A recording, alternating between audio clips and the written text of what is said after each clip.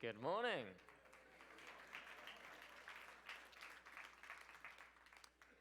Who are you? Maybe that sounds like an easy question. Maybe it sounds irrelevant to a visit to Edinburgh. But it's not. It's not easy, and nor is it irrelevant. It's a question that millions of people, billions of people actually, have grappled with since the dawn of time, without really knowing, without generally speaking about it, without generally coming to a conclusion.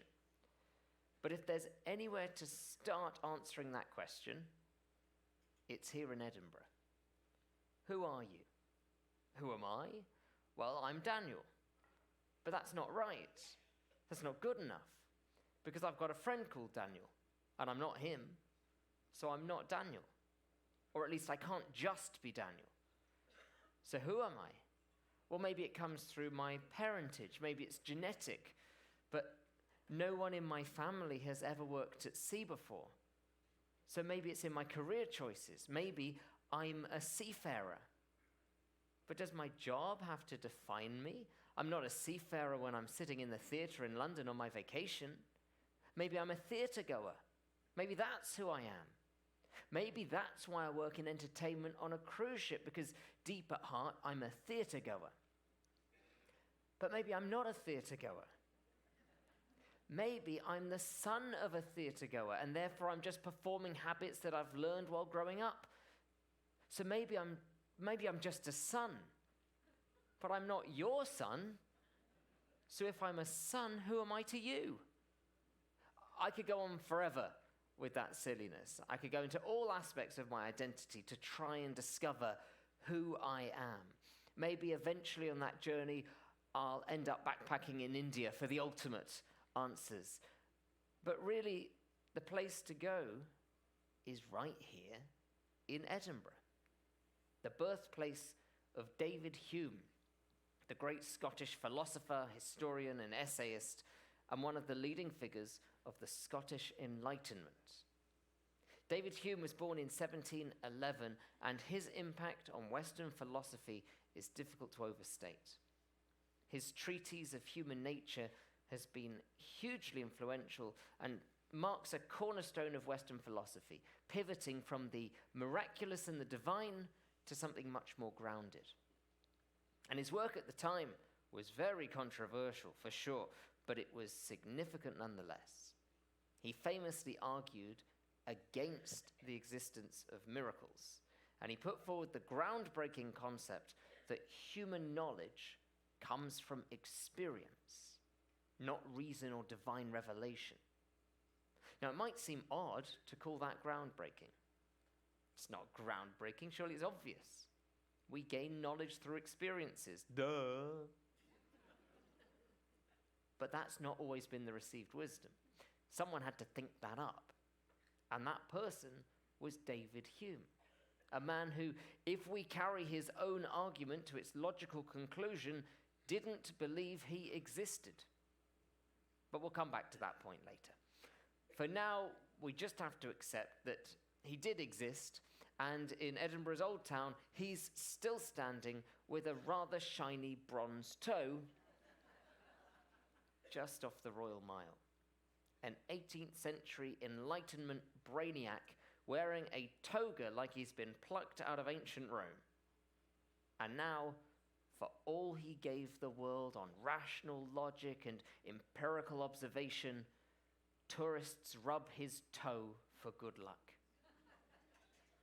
He would have hated that. Hume didn't believe in luck, or ghosts, or miracles, or really anything that couldn't be reasoned out with cold logic and clear evidence.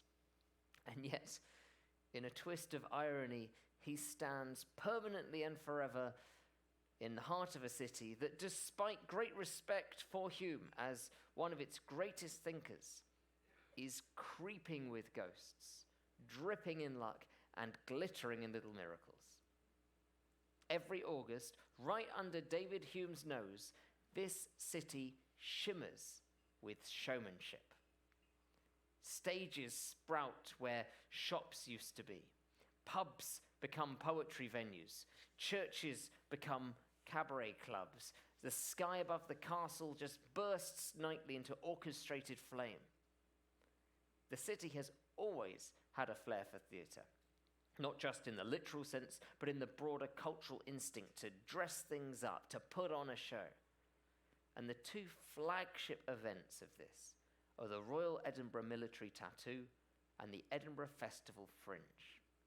Both have become huge traditions, massive highlights of the annual calendar, and both are relatively modern additions to the city's cultural scene. The Edinburgh Fringe is what happens when a city decides to host a massive existential crisis and sells tickets to it. And it wasn't even supposed to exist. Not officially, anyway. Back in 1947, when the city launched the first Edinburgh International Festival, it was intended as a highbrow, carefully curated event. It was meant to soothe the wounds of war. The International Festival of Music and Drama, to give it its full title, really lived up to its international name. The festival was organized under the direction of Austrian-born impresario Rudolf Bing. He brought together a distinguished program of luminaries across various disciplines.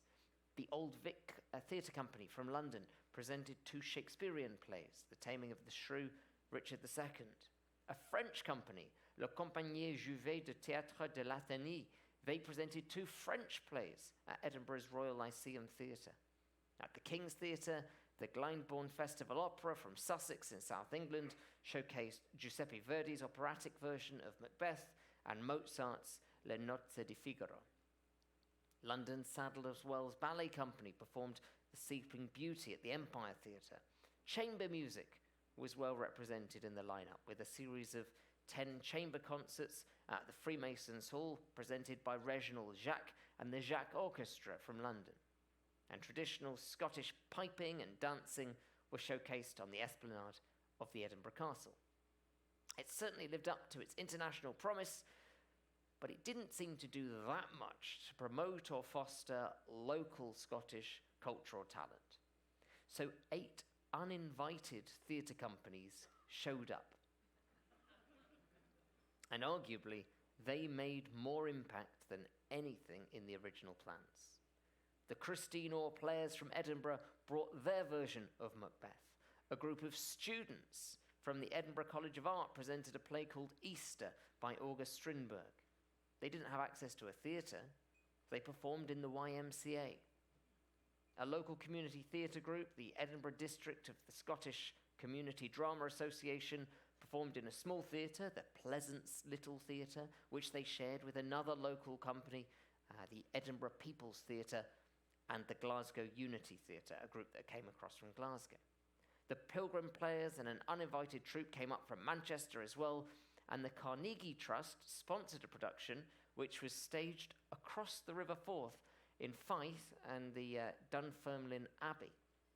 And the presence of these 8 companies was not officially sanctioned, but they weren't banned. They were just initially referred to as the Festival Adjuncts. But by the following year, they'd adopted the name Fringe. And I would hazard a guess that more people know of the Edinburgh Fringe than the International Festival itself. The Fringe has become the core. In fact, the Edinburgh Fringe has grown to become the largest arts festival anywhere in the world. It's hard to explain the Fringe if you've not seen it. Because yes, it is about comedy and theatre and music and circus and mime and poetry and performing arts involving inflatable bananas, but it's more than that. It's about permission. The Fringe says you're allowed. You're allowed to try. You're allowed to experiment. You're allowed to fail. You're allowed to climb into a phone box and watch a one-person show about grief and wombats, and then leave changed in ways that you didn't expect. The hit musical Six, about Henry VIII's 6 wives, started here in the Edinburgh Fringe as a student musical written by undergraduates from Cambridge University. In practical terms, here's what happens. In August, everywhere in the city becomes a stage. Everywhere. Basements, bookshops, pubs, parks, hotel lobbies, laundrettes. If you can rig a light and you can seat an audience of 6, you've now got yourself a venue. And performers, thousands of them, descend on this city from all over the world. Some of them are seasoned pros, some of them are university students with an accordion and an idea. Some spend their life savings getting here. Some go home with awards, some go home broke, many go home changed. Because the Fringe is identity in motion. It's people walking onto a stage and saying, this is who I think I am. Sometimes it's funny, sometimes it's harrowing, sometimes it's both. In the same 40-minute monologue, delivered in rhyme, in a pub cellar at 11:30 in the morning. It's the only place on earth where you might watch a Holocaust memoir followed by a clown act with shaving foam, or a drag Shakespeare adaptation performed in a laundrette with actual laundry going around. And both of that is totally true. There are no gatekeepers here. There are no auditions. There's no artistic director giving a thumbs up or down. And that's the magic, or the madness, of the Fringe. You pay your venue fee, you sort out your posters, and you perform. The audience decides what survives. And what's even more remarkable is that the city itself adapts. Edinburgh, for 1 month a year, leans into that chaos. It lets itself be a little bit ridiculous. And in doing so, it becomes a canvas for everything we love, fear, hope for, laugh about. There's a beauty in that mess, in the contradiction, in the fact that you can be moved to tears in a damp crypt at noon and then be laughing on a beanbag to surrealist stand-up by 2. The Fringe is Edinburgh's wild side. It's subconscious, maybe. Hume, remember him? Standing up there, polished toe, blank stare. He would have found it a bit much. He worried that emotion could overwhelm reason, that passion unchecked would distort the truth. And yet even he admitted that the mind... Give me a click. Yeah, thank you. The mind is a kind of theatre. Not a storage vault, not a computer, a theatre with shifting scenes, characters, constantly evolving stories. And theatre can be found in the most surprising places. One of the most intriguing theatres for me is the theatre of war, because that's a performance too, of a very different kind. And there's a military performance in Edinburgh too. Let's visit the castle. The Royal Edinburgh Military Tattoo is military tradition turned global spectacle. Precision marching, pipe bands, floodlights glinting off polished brass. It's theatre with straight backs and military medals.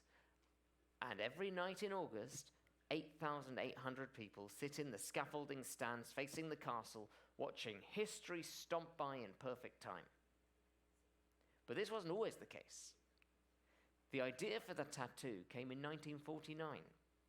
A man named Lieutenant Colonel George Malcolm. He was then the publicity manager at Edinburgh Castle. Post-war Edinburgh was trying to re-establish its international relevance, and the newly launched Edinburgh International Festival was already attracting artists and orchestras from across Europe. But Malcolm saw an opportunity to add something deeply Scottish to the mix, something bold, stirring, and unmistakably tied to heritage. The military has always known how to draw a crowd. The first show, held in 1950, was called Something About a Soldier, and it featured just 8 military items. It was held in the Princes Street Gardens, but its success paved the way for something grander the following year, atop the castle esplanade. Thousands of people at the castle itself, the world's most atmospheric backdrop for something like this. And as for the name, well, I'd be willing to bet not many people can guess the roots of this one. Tattoo comes from a Dutch phrase, and that phrase is doden tap toe, turn off the taps. It was a signal and it was played by a bugler or a drummer instructing innkeepers in the Low Countries to stop serving beer so that soldiers would return to their barracks. In time, tattoo came to refer to the evening military performance given as part of this nightly ritual, drumbeats calling the troops back with a bit of spectacle for good measure. So the Edinburgh tattoo borrowed this military tradition in both name and form, but it added grandeur, it added scale, and it added a distinctly Scottish flair. In 2010, Queen Elizabeth II granted it the right to call itself the Royal Edinburgh Military Tattoo, solidifying its status not just as a performance, but as an institution of state pageantry. This isn't a casual honour. This reflects the tattoo's role in promoting national identity on an international stage. In other words, it's not just a Scottish thing, now it's a British thing, and yet it's distinctly Scottish in flavour. And that tension of being part of something greater whilst being fiercely distinct is very Edinburgh.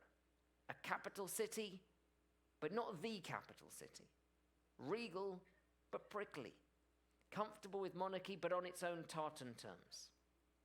So while the tattoo might look stiff to the casual eye, beneath the marching lies a subtle performance of identity. It's Scotland saying, we can do pageantry too, and we'll do it with bagpipes and a rock. It's the Fringe's opposite in tone, but it's not in spirit. Like the Fringe, the tattoo is all about ritual, spectacle, and making meaning through performance. It may be dressed in regimental tartan, but make no mistake, this is still showbiz. And as that lone piper plays his final lament, silhouetted against the castle walls, it's hard not to feel something. Maybe for some it's national pride, maybe it's nostalgia, maybe for others it's just awe. Whatever it is, the tattoo delivers it with full volume. Let's open our portal, and we're going to collect our next port of call, South Queensferry, for Edinburgh.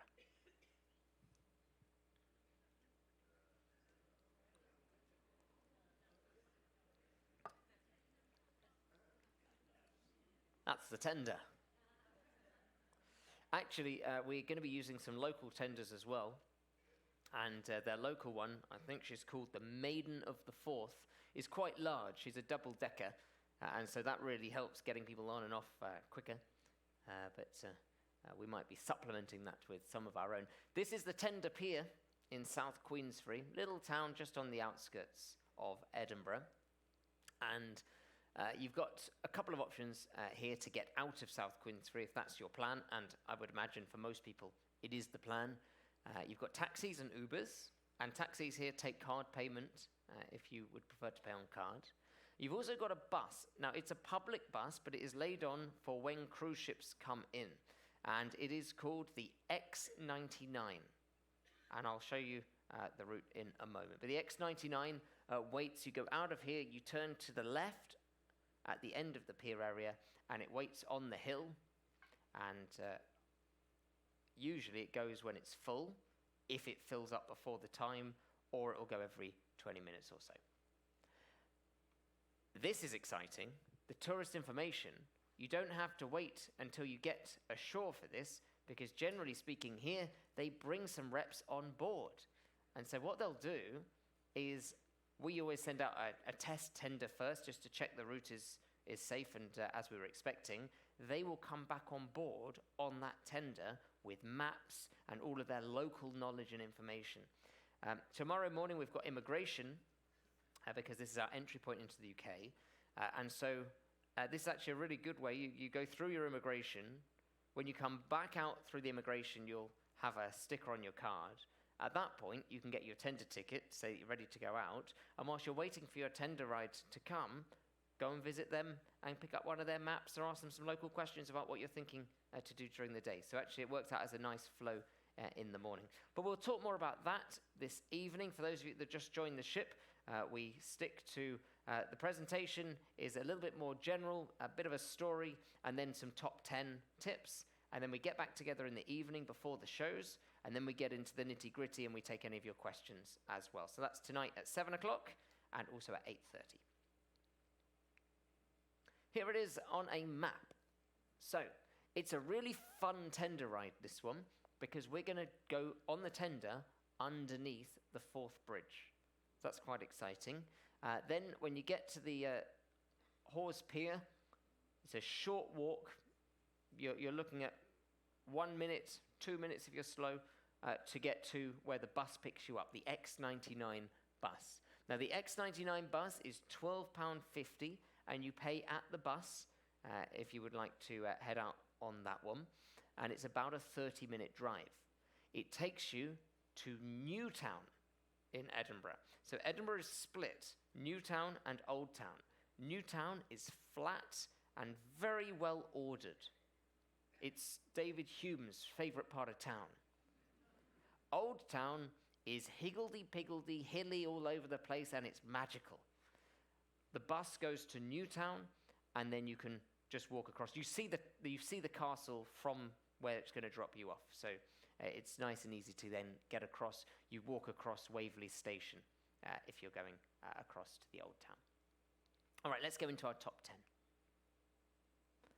The Forth Bridge. It's Scotland's greatest engineering marvel, I think. This is a striking red cantilever railway bridge. It spans the Firth of Forth, which links Edinburgh to Fife. It was completed in 1890, and it was the first major steel structure in all of Britain. It's now a UNESCO World Heritage Site. It's got this bold industrial design. It remains a symbol of innovation, of national pride. It's a railway bridge, so you can't walk it, but South Queensferry is the best spot for the view. You can go to the viewpoint, which is where I've marked on the map. Number 1 is the viewpoint, not the bridge itself. The blue line is the bridge itself. But that viewpoint is the best space to go and get a picture. Alternatively, if you really feel like a walk, you can walk to the next bridge along, which is a road bridge, and you can go across that bridge, and you get some photos back across to this one. This bridge is so huge that when they finish repainting it, they start repainting it. They're always doing work at some point along the bridge. It's just in a constant cycle, which is good, really, because they don't want it to fall down. Deep Sea World is actually tucked beneath the Forth Bridge in North Queensferry. So we're in South Queensferry. The other side of the bridge is called North Queensferry. The reason it's called Queensferry, by the way, is that the old ferry that ran between them before the bridge was called the Queensferry. Anyway, this is Scotland's National Aquarium. It's a fun option if you're travelling with kids, which it doesn't look like anybody here currently is, apart from the staff. But it's also fun for anybody who's interested in getting up close to those sharks and whatnot without having to get wet. The star attraction here is this underwater tunnel. It's one of the longest in Europe, and you can just stroll through a 4.5 million litre tank of water while sand tiger sharks glide overhead. And it's pretty strong, just a couple of cracks. There are seals, piranhas, there are daily feeding demonstrations too. It's not huge, but it's well laid out. It's easy to enjoy in an hour or two. So if you're thinking maybe you're not going to go into Edinburgh, you want to do something more local, you get amazing views across the water, good views of the Forth Bridge as well, and this is going to be a fun day out. But let's now go into Edinburgh. So we're going to take the X99 bus or an Uber or a taxi, and this is the Royal Mile. The Royal Mile is Edinburgh's historic spine, a cobbled stretch packed with character, charm, centuries of stories.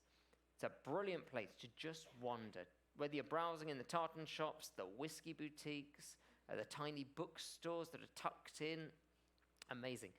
There are street performers outside St Giles Cathedral, local ales in the pubs. You've got the World's End is one of the pubs there. Quirky museums there. You've got the Museum of Edinburgh. You've got the Writers' Museum, all on this street.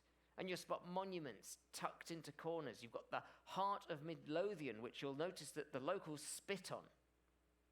And tourists sort of spit on it too, and they're like, not sure why. A little bit awkward. The reason they spit on it, that was the site of public executions. So now you know. You've got historic sites like John Knox House. It's touristy, sure, this whole road, but it is genuinely atmospheric. And at one end is the Edinburgh Castle, looming over the city from its volcanic perch. And it is every bit as dramatic inside as it looks from below. It's more fortress than it is fairy tale, but it's been the birth site of many, many royals. It's been the site of battles, of sieges, of state secrets. Highlights here include the crown jewels, that is the Scottish crown jewels, the Stone of Destiny, and the oldest surviving building in Edinburgh, which is St. Margaret's Chapel. You can see Mons Meg, the 15th century cannon. You can watch the 1 o'clock gunfire every day, apart from Sundays, but we're not in on a Sunday. So every day they send out a cannon at 1 o'clock. And the views from the ramparts of this castle stretch out across the city, right the way down to the sea. It's a pretty steep walk up, but it is absolutely worth it, even for the skeptics. Go for this one. And at the other end is the royal end of the Royal Mile, and this is the Palace of Holyrood House. It is still the official residence of the King in Scotland, and whilst it is closed to visitors on Wednesdays, there is still plenty to enjoy from the outside. The facade is grand, but surprisingly understated for the King's official residence in Scotland, but it's flanked by these turreted towers, it's backed by the dramatic crags of Arthur's Seat, and you can stroll the palace forecourt. You could admire the ruins of Holyrood Abbey from the gates. You can peek through to the royal gardens. The nearby Queen's Gallery and Holyrood Park are open every day, so that makes it a scenic stop and a culturally rich stop, even if you don't step inside the palace itself. And here's the National Museum of Scotland. This is one of Edinburgh's best free experiences. National museums in the UK are free. This is an eclectic and beautifully designed space where ancient history and modern science sit side by side. You'll find everything from Dolly the sheep, the world's first cloned mammal, to Pictish stones, to Egyptian mummies. Full-size aircraft are in here. The Grand Gallery is this light-filled showstopper. It's perfect just wandering for people watching. There's a strong Scottish section upstairs, which you'd expect. It tells the nation's story. Plenty of hand-on exhibits as well. Don't miss the rooftop terrace. It offers one of the best skyline views in the city. You could lose yourself for hours in here. And then you've got the National Galleries of Scotland. Multiple sites, actually. These are home to some of the country's finest art collections spread across several sites in Edinburgh. The main hub, the Scottish National Gallery, is the one that I've highlighted here on number 7. It sits just off Princes Street, right by Edinburgh Waverley Station, and it houses works by Titian, Rembrandt, Turner, Van Gogh, alongside celebrated Scottish artists like Raeburn, McTaggart's, and entry's free. The building itself, a neoclassical gem, and just up the hill, the Royal Scottish Academy often hosts major exhibitions. Some of those will be ticketed, so you do pay for the exhibitions. Nearby, the Scottish National Portrait Gallery is worth a visit as well. Stunning red sandstone interior as well. And all of these, very walkable between them, full of nice surprises. The Scotch Whisky Experience. This one's a bit controversial, by the way, whether there should or should not be an E in the Scotch Whisky Experience. So you will find whiskey spelt both ways here. Anyway, this is perched near the top of the Royal Mile. It's the perfect introduction to Scotland's national drink, whether you are a seasoned whiskey fan or a total newcomer to it. You begin here with a barrel ride through a sensory recreation of the whiskey-making process. Then you're followed into a guided tasting where you'll learn about the distinctive regional styles. One of the highlights here is the world's largest collection of Scotch whisky housed in this glittering gallery. The tour is fun, informative, it's accessible. There are non-alcoholic options as well. It's a great way to dip into the whiskey culture without venturing beyond Edinburgh's city centre. It's right there. Now let's go across to Newtown. There's my only big highlight in Newtown. The other things in Newtown are shops, so it's a good place to go shopping. Go to McDonald's as well for a haggis burger. But the Georgian house, tucked into Edinburgh's elegant Newtown, offers a glimpse into the refined 18th century style of living here. And it's managed by the National Trust for Scotland. It's a restored townhouse, beautifully furnished with period decor, artwork, personal objects that bring the Enlightenment era of Edinburgh back to life. And you step into the world of candlelit dinners, meticulous etiquette, philosophical conversations. This was the era of Hume. This was the era of Adam Smith. It's quieter than the Royal Mile attractions. It's peaceful. It's a more reflective stop. And the staff here are on hand to share stories. There's a short film as well to set the scene. And the final of my top 10 at least, and Edinburgh is a city with absolutely tons of things to see. Let's go back to the end of the Royal Mile and then let's go further. Arthur's Seat is Edinburgh's wild side. It's a dormant volcano rising above the city, offering sweeping views and a proper sense of escape without even leaving town. It's part of Holyrood Park. It's about an hour's trip if you were to climb it, an hour's round trip from the Palace of Holyrood House, depending on your pace, of course. The summit gives you this 360-degree view over Edinburgh, over the Firth of Forth, even as far as the Pentlands if it's a clear day. There is something magical about this rugged terrain right in the middle of a capital city. If you feel like doing this, though, wear good shoes, because it can be really windy up there and it's very uneven at points. But the reward is one of the best vistas in Scotland. Let's put all of those on a map for you. The blue line running across is the Royal Mile.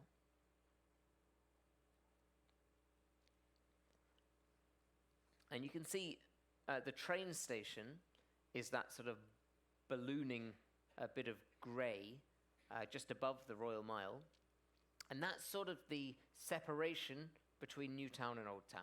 Everything north of there is Newtown, and you can see, look at those neat grids, the squares, wow. Then you come across to Old Town and everything's uphill, round the corner, through a tunnel, up an alley. Don't slip in the alleys, it's all urine.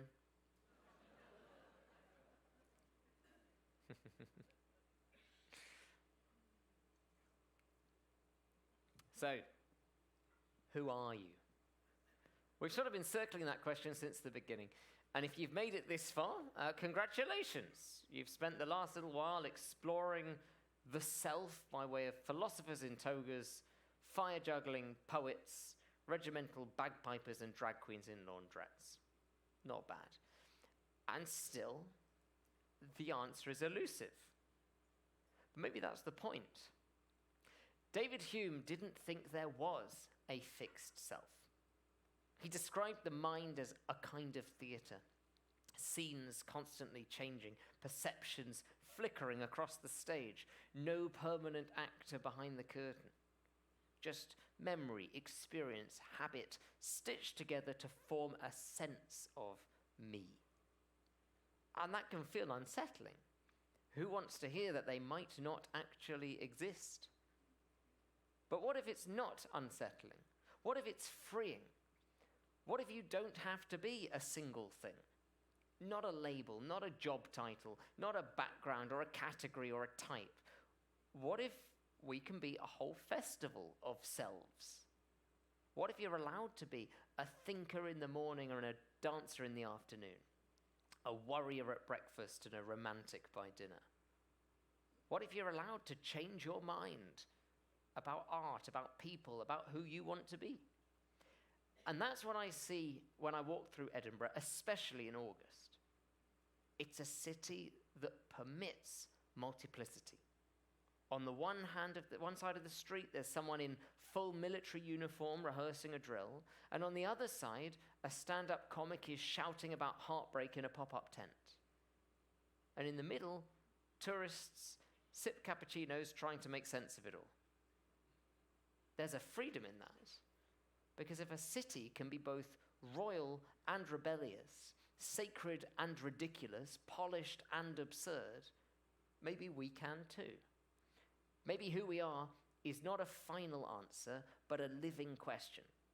And that doesn't mean who you were yesterday isn't valid. Of course it is. That version helps you bring you here.